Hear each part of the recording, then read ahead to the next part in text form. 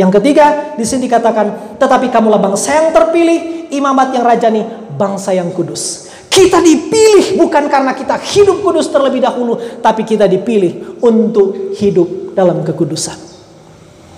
Saudara tangkap sampai sini.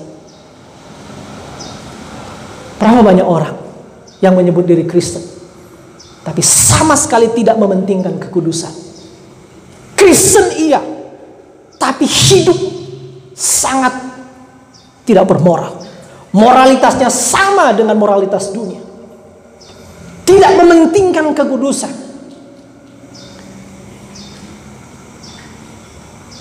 Saya berharap tidak ada dari saudara yang beberapa bulan ke depan di Bakunapa dengan pendeta semua kaweng karena so hamil lebih dulu.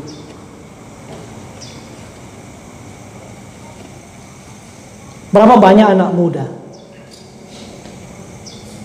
yang hanya karena takut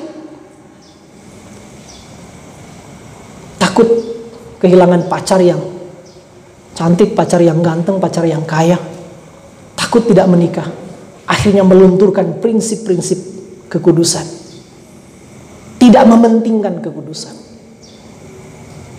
Sekarang kadang sedih. Itu dulu masih pelayanan di Luan, saya datang mama dengan papa pendeta semua kawin tong anak. Saya bilang tak kira dia masih kelas 2 SMA. Iyo, kita langsung tahu ini pasti ada apa-apanya. Kenapa semua kawin masih SMA? Iyo pendeta masih SMA, harus dapat gelar PhD, PhD. Apa itu PhD? Pernikahan hamil dulu. Nih, masih kelas 2 SMA harus dapat gelar PhD. Bukan filosofi doktor filsafat. PhD, pernikahan hamil dulu. Kelas 2.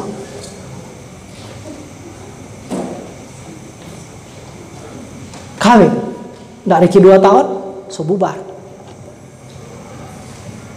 Berapa banyak perempuan hanya karena mendengar aku cinta padamu, langsung hancur seluruh imannya.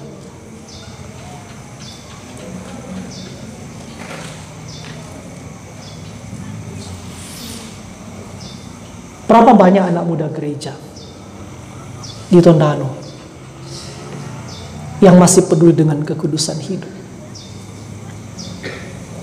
Seks itu anugerah indah dari Tuhan.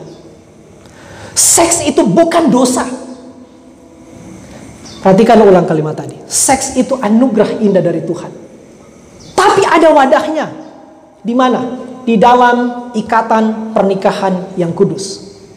Saudara perhatikan di Alkitab Kejadian, urutannya begitu jelas dan begitu ketat. Kalau saudara membaca di Alkitab begini, setelah Tuhan mencipta Adam, lalu Tuhan mencipta Hawa, lalu muncul kalimat begini di Kejadian pasal 1 pasal 2. Lalu Allah memberkati mereka dan memberi perintah, beranak cuculah, bertambah banyaklah, penuhilah bumi dan taklukkanlah itu. Coba perhatikan. Tuhan Allah memberkati mereka, lalu Allah memberi perintah beranak cucu dan seterusnya. Tidak mungkin mereka akan beranak cucu tanpa sarana seks. Oke? Maka dari situ jelas urutannya. Tunggu sampai Tuhan berkati dulu, baru menikmati seks. Tapi berapa banyak anak-anak muda Kristen yang mulai melonggarkan prinsip-prinsip ini? Seks itu bukan dosa, itu anugerah indah dari Tuhan. Tapi ada wadahnya, di mana? Di dalam ikatan pernikahan yang kudus. Tunggulah sampai engkau menikah. Tapi berapa banyak perempuan yang menjadi perempuan gampangan? Perempuan yang tidak mementingkan kekudusan, sulit mendapat penghormatan yang sejati dari laki-laki. Makin setia engkau menjaga kekudusan, makin berharga nilaimu. Tapi perempuan yang tidak menjaga kekudusan, sulit mendapat penghormatan.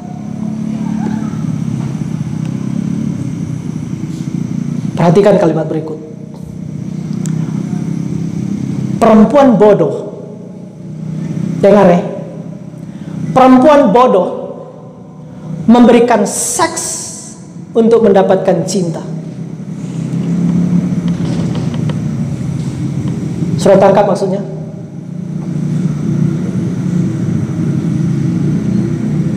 Tapi laki-laki biadab memberikan cinta untuk mendapatkan seks. Sudah tangkap? Saudara, jangan cepat buka baju di hadapan laki-laki hanya karena dia telah bilang aku cinta padamu. Mungkin saudara orang keberapa yang dia bilang aku cinta padamu. Tapi hanya karena kita kadang-kadang, masa dia so ada cowok kita belum. Tapi tamu mau kawin sama kung kita belum. Maka kita janji siapapun yang tanya bulan depan tak iyo. Sudah dia so bikin tekad. Karena semua dia tamang-tamang seangkatan so kawin. Kurang dia tuh tak tinggal di kampung itu, di gereja itu.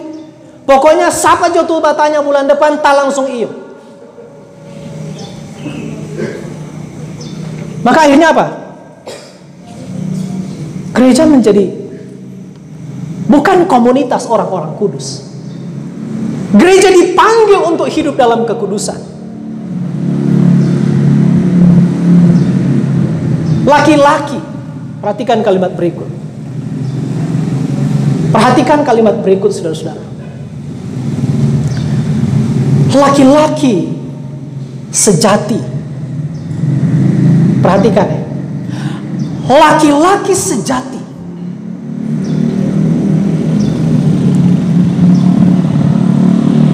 akan membawa perempuan yang bijak di altar gereja.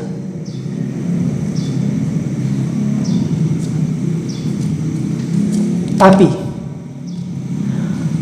perempuan yang bodoh hanya akan dibawa sampai di tempat tidur. Saudara putuskan, saudara mau jadi perempuan bodoh atau perempuan bijak. Saudara mengerti tapi maksud?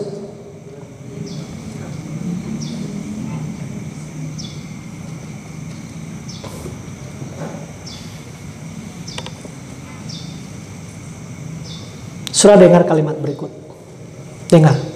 Percayalah, perempuan yang baik akan dipantaskan Tuhan dengan laki-laki yang baik. Amin.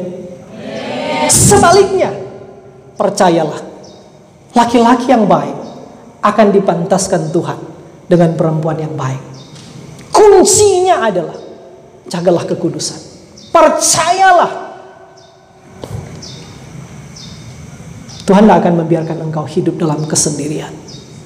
Kecuali memang engkau memilih untuk tidak mau menikah. Kecuali memang engkau memilih untuk menjadi penyendiri. Mari saudara tahu di dalam Alkitab, kalau saudara membaca Kejadian pasal 1 pasal 2, setiap kali Tuhan mencipta dia langsung evaluasi. Cipta, evaluasi, cipta, evaluasi. Lalu setiap kali Tuhan cipta, langsung Tuhan bilang, Tuhan melihat ini baik, Tuhan melihat ini baik, Tuhan melihat ini baik. Semua Tuhan nilai baik. Satu-satunya kali Tuhan menilai tidak baik, waktu muncul kalimat begini. Lalu Allah melihat tidak baik kalau manusia itu seorang diri saja. Memang satu-satunya yang Tuhan anggap tidak baik kalau tidak kawin. Sudah mengerti tak maksud? Mari kita berharap menikahlah dengan prinsip-prinsip kekudusan. Amin. Percayalah, Tuhan menyediakan orang yang tepat untukmu pada waktunya. Jangan melonggarkan prinsip-prinsip kekudusan hanya supaya engkau segera mendapat pacar, hanya supaya engkau segera mendapat pengakuan, hanya supaya engkau segera menikah. Bagaimana kalau kita pernah salah? Saudara tahu dalam Alkitab Ada satu kali seorang perempuan yang kedapatan bersinah dengan laki-laki yang bukan suaminya. Lalu orang-orang menangkap perempuan itu dan membawa kepada Yesus. Menurut hukum Yahudi, perempuan itu harus dilempar dengan batu sampai mati. Lalu mereka mengadukan perempuan ini kepada Yesus. Mereka bawa, "Guru, kami mendapati perempuan ini bersinah dengan laki-laki yang bukan suaminya." Apa Yesus bilang? "Siapa di antara kamu yang tidak berdosa, silahkan lempar dia dengan batu." Ada yang lempar di cerita Alkitab? Tidak ada. Saya membayangkan mereka mungkin sampai merah telinga ketika Yesus berkata, dengan kuasa yang keluar dari mulut Yesus, dengan penunjuk yang menghakimi, "Siapa di antara kamu yang tidak berdosa, silahkan lempar." Alkitab bilang, dari orang muda sampai orang tua akhirnya pergi meninggalkan Yesus dan perempuan itu. Mereka sadar mereka juga orang-orang berdosa. Tapi setelah orang-orang itu pergi, perempuan itu mungkin merangkak ke kaki Yesus sambil menangis. Lalu apa yang Yesus katakan? "Hei perempuan, di mana orang-orang itu? Mereka sudah pergi." Lalu apa Yesus bilang? Sudah tahu apa Yesus bilang? "Sekarang aku sudah membelamu. Aku sudah menolongmu. Aku sudah mengampunimu. Maka sekarang lanjutkan dosamu." Begitu? Tidak. Yesus bilang, "Dengarlah, aku pun tidak akan menghukum engkau. Tapi pergilah dan jangan berbuat dosa lagi mulai dari sekarang." Saya tidak tahu, mungkin ada di antara kita yang memang pernah salah di masa lalu, yang tidak setia menjaga kekudusan hidup. Berapa banyak di antara kita yang pernah punya masa lalu yang gelap, punya masa lalu yang suram. Andai kata di antara saudara ada yang pernah salah di masa lalu, pernah melonggarkan prinsip-prinsip kekudusan di masa lalu, pernah tidak setia menjaga kekudusan seksual di masa lalu, pernah intip-intip pornografi, pernah suka nonton video porno, sambil hari Minggu rajin bergereja, sambil latihan-latihan kepemimpinan semua diikuti, tapi sekali-kali sambil intip-intip gambar-gambar porno, video-video porno. Laki-laki suka lihat perempuan-perempuan yang semi-semi telanjang, alasan cuma mau lihat kuat.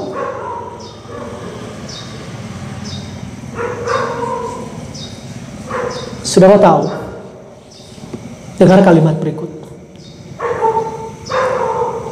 Banyak kali hal-hal yang kelihatan begitu indah, begitu menggiurkan, begitu menggoda, begitu mempesona, justru dipakai oleh iblis untuk menjadi pintu masuk engkau hidup dalam dosa, dan menjadi pintu masuk menjatuhkan engkau.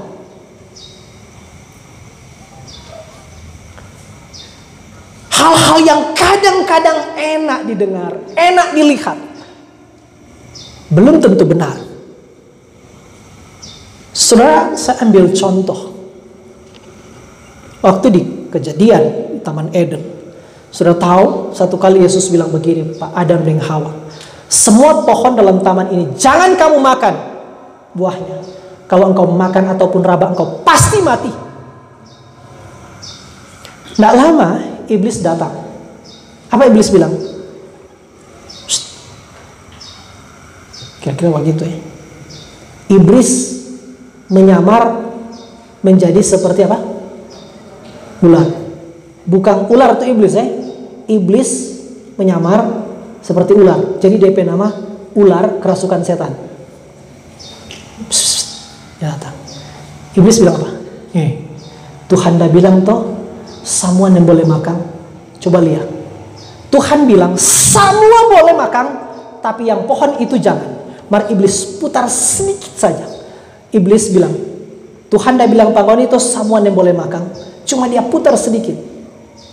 Penyesatan. Kita harus berhati-hati, kadang-kadang pakai firman, pakai ayat, mari dia cuma pelintir sedikit. Tuhan bilang toh semua yang boleh makan, Hawa bilang salah. Tuhan bilang semua boleh. Mar itu yang boleh makan. Iblis bilang, "Kenapa?" Tuhan bilang kalau orang makan orang pasti mati. Apa iblis bilang? Nyandak kata.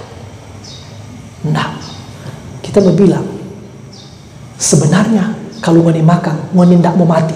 Mar ngoni katuk mau jadi sama dengan Tuhan. Maka Tuhan larang karena Tuhan takut disaingi. Kamu akan menjadi seperti Tuhan, tahu tentang yang baik dan yang jahat. Sekarang kita mau tanya saudara, jujur sejujur-jujurnya, dari segi pendengaran, mana lebih enak mau dengar? Tuhan bilang kalau engkau makan engkau pasti mati, atau iblis bilang kalau engkau makan engkau akan menjadi seperti Tuhan? Mana lebih sedap mau dengar? Yang lebih sedap mau dengar mana? Makan mati ngana. Iblis bilang ngana makan ngana jadi sama dengan Tuhan. Lebih enak kata-katanya siapa? Iblis. Tapi di sini saya menemukan kunci yang penting. Perhatikan kalimat berikut. Yang enak didengar belum tentu benar. Yang benar belum tentu enak didengar. Sama-sama, 1, 2, 3. Yang enak didengar belum tentu benar. Yang benar belum tentu enak didengar. Tapi yang benar harus diperdengarkan, apapun resikonya. Yang enak dilihat kadang-kadang menggiurkan, cuma kuat mulia, tidak apa-apa. Saudara tahu, di dalam perjanjian lama ada satu hakim yang paling kuat. Singa berapa besar dia banting, dirantai dengan rantai sebesar apapun dia boleh putuskan. Siapa manusia yang paling kuat itu? Saudara tahu siapa? Di perjanjian lama? Simpson. Saudara tahu DP kasus? Satu kali dia bilang pada DP mak dan papa, waktu dia gagah perkasa, tidak pernah gentar kepada apapun. Tapi tiba-tiba satu waktu dia datang pada DP mak dan papa, "Pak, kita dari kampung sebelah, kung tada lihat ada cewek gagah situ, mak. Mak pilawar akang. Gagah sekali, mak. Mak pilawar akang. Tanya mau kawin kau bukan perempuan itu." Mar apa DP mak bawa bilang kalau sudah baca Alkitab? Tole, yang boleh. Kenapa, mak? Tuhan marah. Kenapa, mak? Dia orang penyembah berhala. Dia tidak beriman. Bagaimana mungkin yang gelap dan terang bersatu? Tidak mungkin. Mak, dia gagah, mak. Dia paksa. Singkat cerita apa yang terjadi? Perempuan-perempuan itulah yang kemudian menjatuhkan dia. Yang enak didengar, yang enak dilihat, yang mempesona, justru kadang-kadang menjadi pintu masuk dari kejatuhan. Maka berhati-hatilah. Saudara, saya ulang-ulang dari tadi, perempuan, laki-laki sama. Anak-anak muda yang tidak mementingkan kekudusan tidak mungkin bisa diharapkan menjadi pemimpin. Saudara baru dilatih sejak kemarin menjadi pemimpin gereja. Tapi bagaimana saudara berani mengatakan saya mau menjadi pemimpin gereja, tapi saudara sendiri tidak mementingkan kekudusan. Kekudusan mata, kekudusan seksual. Jaga kekudusan organ-organ seksual. Tunggulah sampai engkau menikah, baru engkau boleh menikmati seks yang adalah anugerah Tuhan. Berapa banyak anak muda yang hanya seperti kelihatan begitu suci, begitu kudus, waktu bersama-sama, waktu ada yang mengamat-amati, tapi apa yang engkau lakukan di tempat-tempat gelap, tempat-tempat tersembunyi, bisakah kita berkata kita tetap hidup dalam kekudusan? Kadang-kadang juga kita begitu, sudah. Waktu kadang-kadang buka-buka Facebook, kadang-kadang wah muncul kamari gambar-gambar yang semi-semi telanjang, perempuan cuma pakai cedeng BH. Coba di Facebook kan begitu kan, di YouTube gimana? Tapi bagaimana? Pilihan ada padamu. Apakah sudah bilang cuma mau lihat kok? Hati-hati. Iblis tahu bagaimana cara menjatuhkan engkau. Iblis tahu bagaimana menghancurkan engkau. Dimulai dari hal-hal yang engkau anggap remeh. Cuma mulia, skip jono, skip, lewat. Kita mau hidup kudus, kita mau hidup kudus. Karena itulah tujuan Tuhan memanggil engkau. Tuhan memanggil kita, memilih kita, supaya kita yang pertama melayani Allah, yang akan berwujud pada pelayanan kepada sesama. Yang kedua, supaya kita hidup di dalam kekudusan. Amin. Yang engkau makan, apakah dari hasil kerja keras, hasil banting tulang, atau dari hasil penipuan? Hanya makan dari apa yang kita peroleh dari banting tulang. Ke saudara menjadi mama dan papa di kemudian hari, saya mau ingatkan, jangan pernah mengalirkan uang ke rumah dari cara-cara yang tidak kudus, dari cara-cara yang menipu. Alkitab bilang lebih baik penghasilan sedikit disertai kejujuran daripada penghasilan berlimpah-limpah, tapi engkau cari itu dengan cara-cara yang licik, dengan cara-cara yang menipu, yang kadang-kadang juga ada orang yang melakukan itu, berkedok pelayanan. Berapa banyak juga hamba-hamba Tuhan yang menjadikan pelayanan sebagai kesempatan untuk memperkaya diri. Dan karena itu, dalam pelayanan akhirnya tidak mementingkan prinsip-prinsip kekudusan. Kadang-kadang pelayanan jadi modus. Atas nama pelayanan, sebenarnya motivasinya cari duit, cari sampul, cari kekayaan. Saya tidak mengatakan bahwa kekayaan itu salah. Maka kita pernah bilang, dulu waktu kita diminta pimpin ibadah Natalan anak-anak Fakultas Teologi, kita pernah bilang begini. Waktu itu orang masih mahasiswa Fakultas Teologi, jangan bercita-cita menjadi pendeta kaya. Saya tidak bilang pendeta kaya salah, tapi saya bilang jangan bercita-cita menjadi pendeta yang kaya. Karena ketika cita-citamu menjadi pendeta yang kaya, maka pasti apapun engkau akan lakukan supaya engkau menjadi kaya. Menjadi kaya tidak salah, tapi caramu memperoleh itu. Berapa banyak sekarang kita salah satu yang menjadi krisis dalam kehidupan gereja kita, bukankah salah satunya itu? Kita melihat krisis kepemimpinan, krisis kepelayanan. Tapi saya mengajak kita, daripada kita sibuk menghabiskan energi, mengkritik, menggugat mereka, mulailah dari kita. Amin. Mulailah dari kita, saudara. Menentukan masa depan gereja ini menjadi seperti apa, sangat dipengaruhi oleh pilihan-pilihan yang saudara ambil hari ini. Saudara baru dilatih menjadi pemimpin-pemimpin gereja. Tapi saya katakan tadi, ketika saudara menjadi pemimpin-pemimpin tapi tidak mementingkan kekudusan, gereja tidak mungkin memberi pengharapan, gereja tidak mungkin bercahaya, gereja tidak mungkin menjadi alat kesaksian bagi orang di luar gereja. Kristus telah mati atas dosa-dosa kita, maka jangan berbuat dosa lagi.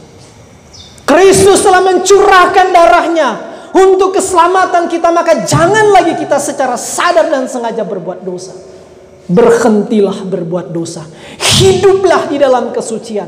Walau kadang-kadang untuk hidup dalam kesucian ada resiko-resiko yang berat yang akan kita tanggung.